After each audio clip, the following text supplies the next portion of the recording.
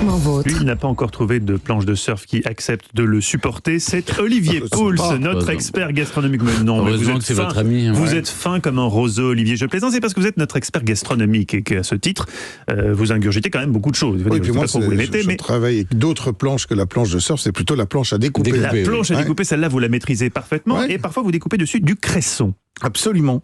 Alors le cresson, c'est une plante semi-aquatique dont on avait un peu oublié l'utilisation pendant de nombreuses années, qui est en train de revenir sur les marchés et qui est, je vais vous le démontrer tout à l'heure, vraiment fantastique à utiliser en cuisine. Je vais même pas vous donner une recette, je vais vous donner 3 idées d'utilisation du cresson.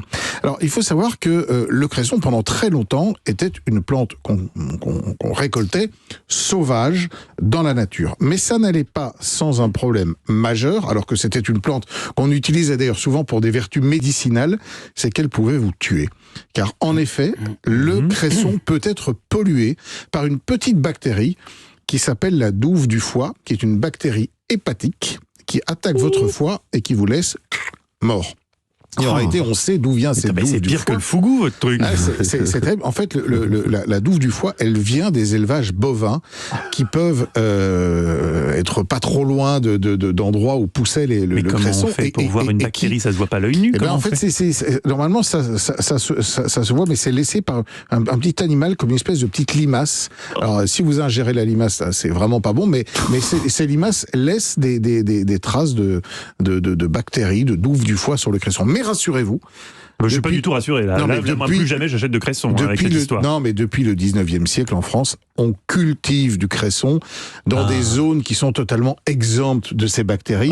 Et notamment, on ne fait plus de cresson dans des eaux stagnantes, mais dans des eaux qui sont régulièrement renouvelées, qui sont filtrées, qui sont très pures, parce que c'est très important d'avoir de l'eau très pure pour le cresson.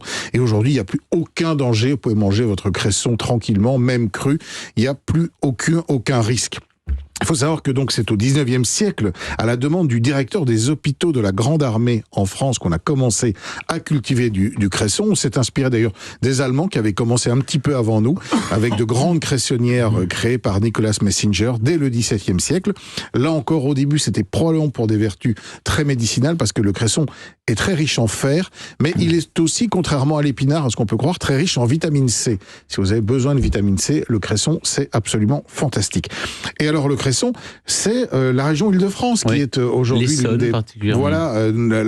ville de Méryville, dans l'Essonne, qui se présente un peu comme la capitale du cresson. On en trouve aussi en Picardie. On est la capitale de ce qu'on peut. Oui, mais c'est mieux que rien quand même. À Courance aussi, on avait toute l'Essonne. Oui, exactement. Et on le trouve sur le marché. Alors la particularité aussi du cresson, c'est que c'est une plante qu'on trouve en hiver, alors qu'on ne trouve normalement pas les salades. Elle est plutôt hivernale. Exactement. On en trouve presque toute l'année maintenant, mais vraiment, on trouve du très bon cresson en hiver. Alors, qu'est-ce qu'on fait avec ce cresson? Il y a évidemment la traditionnelle soupe. On cuit du cresson avec un petit peu de pommes de terre pour donner le liant, dans de l'eau avec un petit bouillon de volaille. On mixe tout ça, c'est très bien. Le cresson peut se préparer en salade, dans une salade ou tout simplement comme ça. Mais moi, je vous propose de faire un petit condiment très intéressant que vous pourrez garder dans votre frigo et ressortir quand vous le voudrez. Ça se conserve quelques jours. C'est un pesto de cresson. C'est fantastique. Une botte de cresson, de l'huile d'olive, un petit peu de parmesan râpé, une gousse d'ail, des pignons de pain, deux, trois cuillères à café de pignons de pain, sel, poivre. On mixe tout ça dans le bol d'un blender. La quantité d'huile d'olive, c'est un peu en fonction de la texture que vous voulez donner à votre pesto.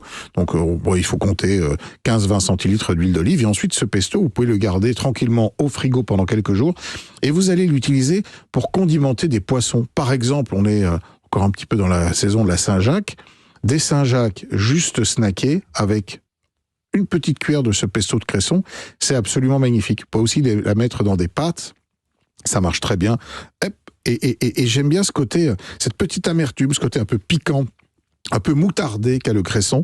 Je trouve que c'est une plante qu'il faut réhabiliter, d'autant que aujourd'hui, il n'y a plus de danger à la manger. Elle ne tue plus, c'est ce qu'il faut dire à nos auditeurs.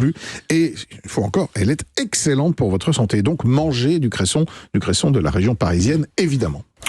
Vive le cresson. Ça donne envie. Stéphane, ça donne envie, sauf le début de la chronique. Réécoutez la chronique en podcast, mais coupez le début. Non, mais allez surtout, directement ne sur les vous recettes du amusez cresson. pas à aller ramasser du cresson sauvage et à le manger. Vous pourriez avoir des problèmes. Je serais bien incapable de le reconnaître de toute façon dans la nature. Faisons confiance aux professionnels. Oui. Merci Olivier, on retrouve toutes vos recettes sur le site europe1.fr.